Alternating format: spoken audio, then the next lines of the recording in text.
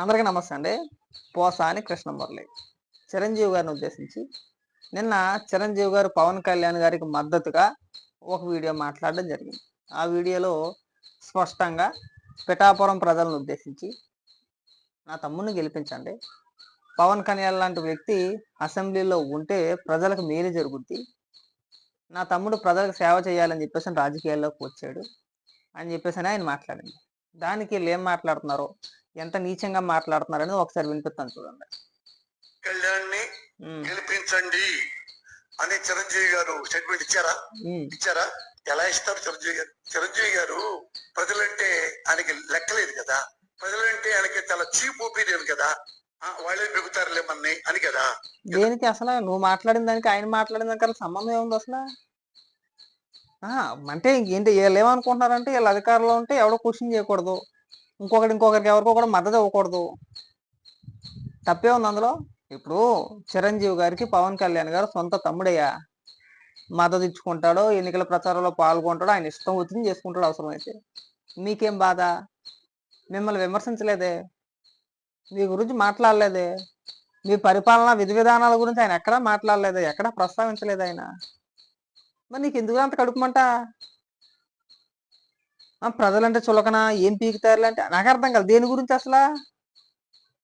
అంటే అంటే ఎవడో మాట్లాడకూడదు దృష్టిలో, కట్టు బానిసల్లా ఉండాలన్నమాట. ఇంకా మాట్లాడాడు, లాస్ట్లో ఉంది, వినిపిస్తాను ఒకసారి వినండి. ఈ దిక్మాలేదోకి ఇది సొంటారు ఇది. ఎమ్మెల్యే అవ్వచ్చు, ఏమో మళ్ళీ చిరంజీవి గారు ముఖ్యమంత్రి కూడా అవ్వచ్చు. నమ్మకం లేదా మీకు? గుర్రం ఎగరావచ్చు. What can we do? ఇదన్నా అనుకో ఏమంటే తెలుసా, ఎమ్మటే తిట్లు లం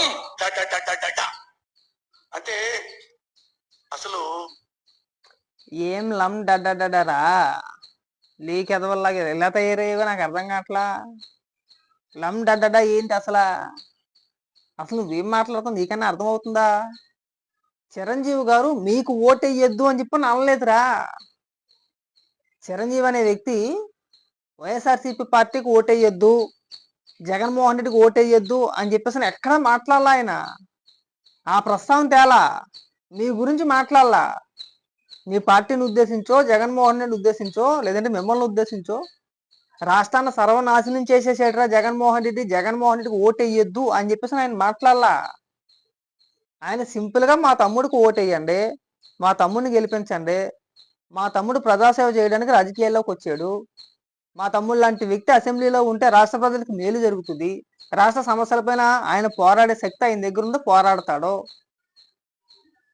ఆయన చెప్పింది ఇంతే. మీరు కెలికి చాలా పెద్ద చేసుకుంటున్నావు. ఆయన కానీ మండింది అనుకో, ఏముందిలే పోతే పోయిందని చెప్పేసి ప్రచారంలో పాల్గొని మీరు చేసే అవినీతి కార్యక్రమాలు, మీ పరిపాలన విధానం పైన మాట్లాడడం మొదలెట్టడానికి ఊరేసుకొని సత్తారు. అక్కడ దాకా తెంచుకోమాకండి. గిలగిల కొట్టేసుకుంటున్నారా చిన్న వీడియోకే మీ నాయకులు, మీ కార్యకర్తలు, నీలాంటి బొగడాగాళ్ళు అందరూ ఇంక ఏక బూతులే. ఎవరు మాట్లాడినా అంతే. రాష్ట్ర ప్రజలు ఒకసారి బాగా గుర్తుపెట్టుకోండి ఈ విషయం.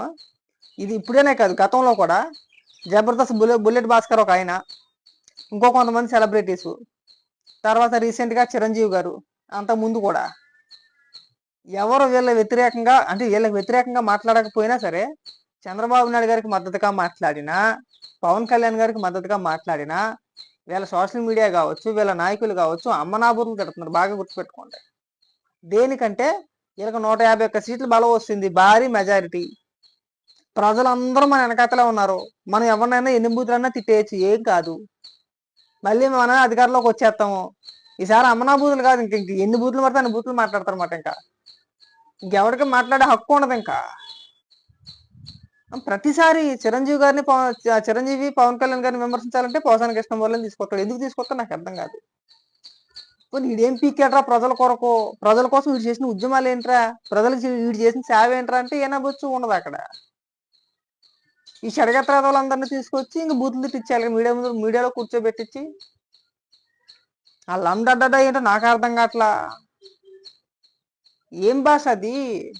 నీకు అంత వయసు వచ్చింది కదా, ఏం పోయే కాలం నీకు అంటున్నా? ఎందుకంత పోయే కాలం మాట్లాడు ఏంటి మనకి? జగన్మోహన్ రెడ్డి ఏం చేశాడో చెప్పండి అంటే 5 నిమిషాలు చెప్పలేరు. నిజంగా విమర్శ చేయొచ్చు, తప్పనట్లా నేను. చిరంజీవి గారు పవన్ కళ్యాణ్ గారు ఉద్దేశించి కాకుండా, జగన్మోహన్ రెడ్డి రాష్ట్రాన్ని నాశనం చేసేట్రా, అభివృద్ధి లేదు, ఉత్తి పప్పు బెల్లాల పనిచేస్తున్నాడు అప్పులు చేసి, పోలవరం కట్టలేకపోయాడు, రాజధాని కట్టలేకపోయాడు, రాష్ట్రానికి రాజధాని లేకుండా చేసేసాడు.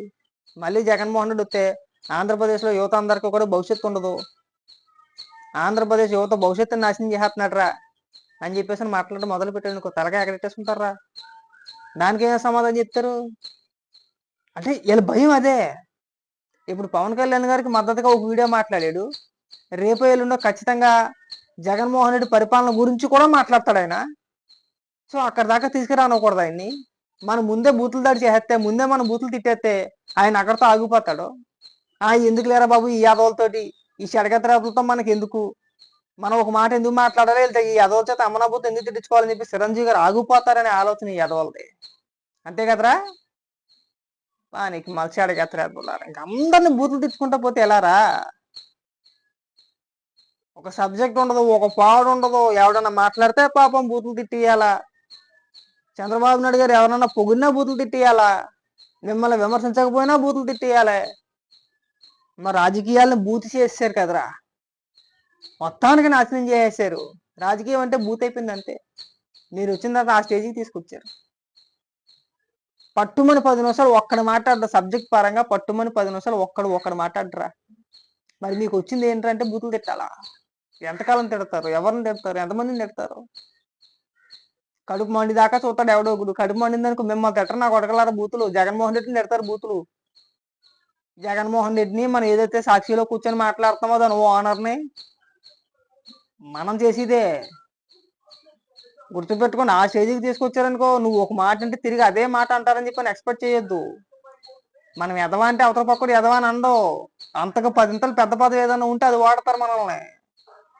మనం బూతులు మాట్లాడుతున్నాం కదా, 4 కొమ్ములు వచ్చేసి అని చెప్పి మనం అనుకోవద్దు. అధికారం శాశ్వతంగా అది వాళ్ళంటే బొచ్చుల అధికారం రేపు పొద్దున్న పోతే, పోయిన రోజు మన పరిస్థితి ఏంటి, మనల్ని ఎవరు దిగుతాడు అది చూసుకోవాలి ముందు.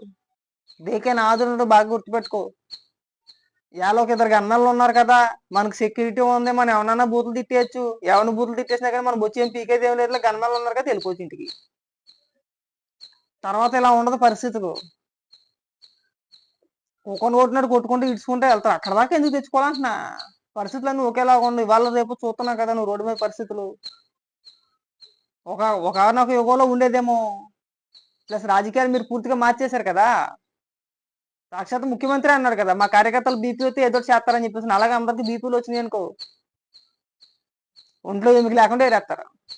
సో పోసాని కృష్ణమురళి గారు ఊరికే అనవసరంగా పెద్ద పెద్ద పదాలు, పెద్ద పెద్ద మాటలు, అందరిని బుర్రలు తిట్టాడాలో. కొద్దిగా అవి తగ్గించుకుంటే మీకు మంచిది, మాకు మంచిదండి. మాకెందుకు మంచిదంటే మేము మాట్లాడాల్సిన అవసరం మాకు ఉండదు, మా బోటు వచ్చి కనిపించుకునే అవసరం మీకు ఉండదు. దయచేసి ఇది ఒక్కటే రిక్వెస్ట్. ఇంక అందరిని బూతులు తిట్టే మాకండి. జగన్మోహన్ రెడ్డి పీకిందే ఉంటే అది చెప్పు ముందు. అది చెప్పే గాడిద అన్న డైలాగ్ అలాగే ముందు అది చెప్పు. సో ఈ బూతులకి వాటికి ఎవడు భయపడిపోవడం, అది బాగా గుర్తుపెట్టుకోను. రాష్ట్ర ప్రజలు కూడా ఒకసారి బాగా ఆలోచించండి. ఇలాంటి యాదవులకు మళ్ళీ అధికారం ఇస్తే గనక ఈసారి రాష్ట్ర ప్రజలను కూడా తిడతారు వీళ్ళు. ఏమీ లేదు, ఇంకా ఆ స్టేజ్కి వస్తారు కూడా వీళ్ళు.